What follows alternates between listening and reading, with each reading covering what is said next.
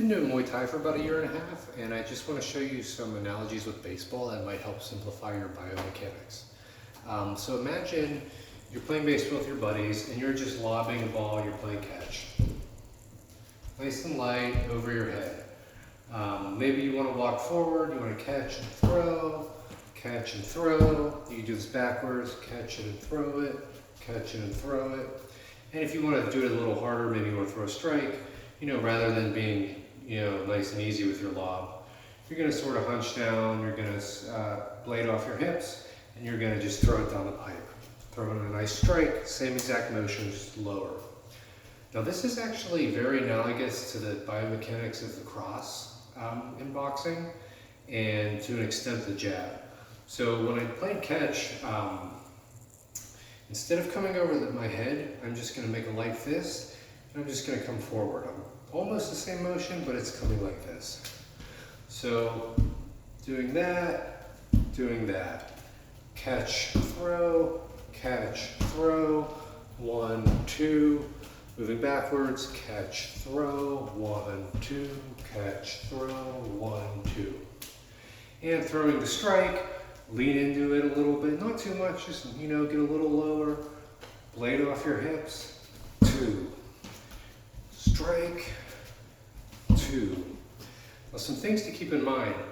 I did not worry about my hips, my legs, my butt, and most importantly, my foot in any of this. When you start watching beginner videos, they're going to tell you, keep this foot planted, put out a cigarette, drive. Does your foot stay to the ground, or are you allowed to come off the ground? Well, don't worry about it. Just make a throwing motion. What naturally is going to happen with my hip? Yes, it's going to push, it's going to come off the ground, it's going to step a little bit. If I punch harder, it's going to do it a little more.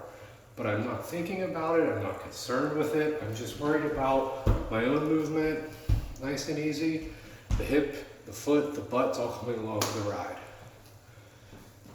Secondly, I want to talk about the roundhouse. So the roundhouse is very similar to swinging a baseball bat. If you've ever played baseball, you've probably lost your swing, so to speak, and you've probably made these mistakes. You lean back a little too far, which puts you completely off balance. Maybe you step directly forward, which makes you unable to hinge at the hips. So how do you actually hit a home run?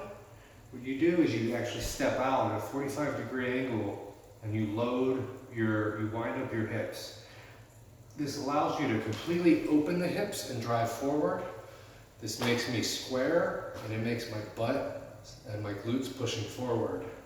And it's natural. I'm not worried about it. I'm not worried about my butt. I'm not worried about my hips. I'm just following a natural path of my body.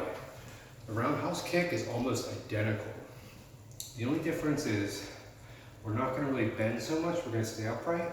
And most importantly, we're going to step a 45-degree angle. Stepping in a 45-degree angle is critical to the roundhouse because it allows you to open your hips all the way. In fact, I can throw a roundhouse from here. Rather than doing this though, I'm going to do this. Not this, this. So, I step out, and I let the kick go. Now, you're really not going to start a roundhouse like this, you're going to start it square in Muay Thai. But the mechanics are there. So on the first movement of my roundhouse, I step aggressively. I step with the ball of my foot, I keep my hips square, and I stay tall. I'm not like this, right? Tall, but there's weight on this foot. The second movement is just snapping those arms.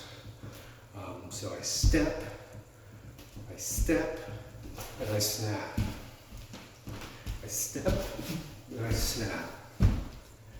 I step, and I snap. Hope that helped.